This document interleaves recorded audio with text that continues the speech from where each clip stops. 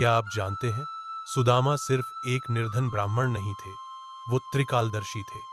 भूत, भविष्य और वर्तमान तीनों काल को एक साथ देखने की शक्ति रखते थे। बहुत समय पहले की बात है।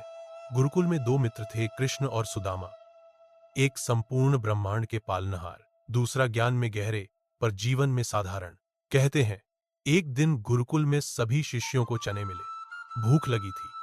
सुदामा ने कुछ चने चुराकर अपनी पोटली में बांध लिए, पर वो साधारण चने नहीं थे, वो किसी शे के श्राप से बंधे थे। जो कोई उन्हें खाएगा उसका जीवन दरिद्रता, दुख और तंगहाली में बीतेगा। सुदामा त्रिकालदर्शी थे।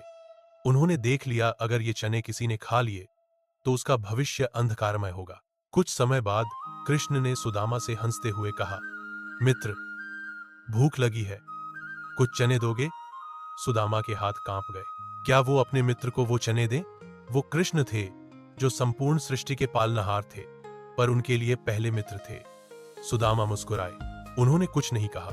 उन्होंने वो सारे चने खुद ही खा लिए। सारा श्राप खुद ले लिया, ताकि संसार के पालनहार को कुछ न हो। कृष्ण सब जानते थे। उन्होंने एक शब्द भी नहीं कहा। एक ही नजर में उन्होंने सुदामा का बलिदान समझ लिया, मित्र के प्रेम को अमूल्य मान लिया। वो श्राप सच हुआ।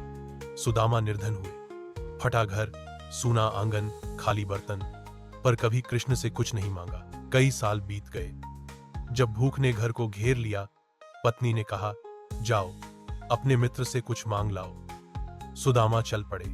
खाली हाथ नहीं गए, थोड़े से भिक्षा के चावल साथ लेकर चले। मन में संकोच था, पर मित्र पर भरोसा था। कृष्ण ने अपने पुराने मित्र को आते देखा। उन्होंने दौड़कर सुदामा को गले लगा लिया। राजमहल के द्वार खुल गए। कृष्ण ने सुदामा के पांव धोए, अपने हाथों से वो चावल खाए, और उस पल सुदामा के जीवन की सारी दरिद्रता हर ली, क्योंकि वो जानते थे मित्र ने वो श्राप अपने लिए लिया था, कृष्ण के लिए नहीं। सुदामा ने अपना सब कुछ खो दिया, पर मित्र को कुछ न होने दिया। मित्र वही जो श्राप भी खुद ले ले, कृष्ण वही जो सब जानकर भी मौन रहे और मित्र के प्रेम को अनंत सम्मान दे। सच्ची मित्रता यही है, जहां कोई दिखावे की जरूरत नहीं, जहां निस्वार्थ प्रेम, निस्वार्थ त्याग ही सबसे बड़ा उपहार है। आज भी ये कथा हमें सिखाती है कि दोस्ती मतलब सिर्फ हौसला या साथ बैठना नहीं होता।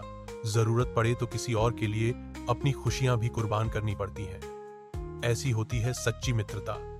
ऐसा होता है सच्चा मित्र। ऐसे होते हैं कृष्ण, ऐसे होते हैं सुदामा। जय श्री कृष्ण।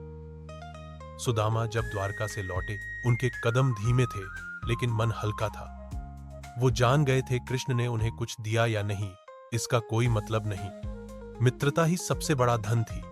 पर जैसे ही वो अपने गांव के पास पहुंचे, उन्हें कुछ अजीब लगा। जहां रास्ते में सूखी पगडंडी होती थी, वहां हरियाली थी। जहां उनकी टूटी झोपड़ी दूर से दिखती थी, वहां सोने जैसे चमकते महल की छतें दिख रही थी। वो अवाक रह गए। आंखों से आंसू बह निकले। उनकी पत्नी दरवाजे पर खड़ी थी, सुंदर वस्त्रों में, पर आंखों में वही सादगी, वही प्रेम। बच्चे दौड़कर आए।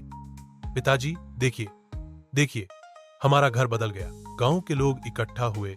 कल तक जो ब्राह्मण भिक्षा मांगता था, उसके पास अब वैभव था। किसी ने पूछा, ये सब कैसे हुआ? सुदामा ने मुस्कुराकर कहा, ये सब मेरे मित्र कृष्ण का आशीर्वाद है, जिसने मेरे जीवन का अंधेरा हर लिया, बिना मांगे, बिना शर्त के। पर सुदामा वही सुदामा रहे। वो राजसी वस्त्रों में नहीं, अपने पुराने साधारण वस्त्रों में गांव में घूमते, लोगों की मदद करते, भूखों को भोजन कराते, बच्चों को वेद पढ़ाते। जो धन मिला वो खुद पर नहीं, दूसरों की भलाई में लगा दिया। गांव में यज्ञ हुआ, भंडारा हुआ, दूर दूर से लोग आए, और सबने कहा, ऐसी मित्रता ना देखी, ना सुनी। रात में सुदामा अपनी झोपड़ी के सामने बैठे थे।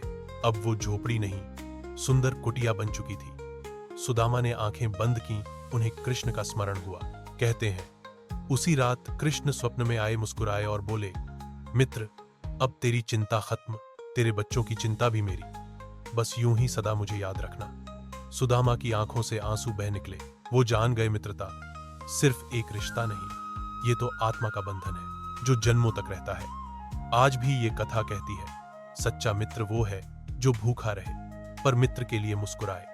सच्चा मित्र वो है जो सब जानकर भी मौन रहे, पर मित्र को हर मुश्किल से बचा ले। कृष्ण और सुदामा जैसे दोस्त हर युग में नहीं मिलते। अगर मिले हैं तो जीवन सफल है। जय श्री कृष्ण। जय सुदामा मित्रता।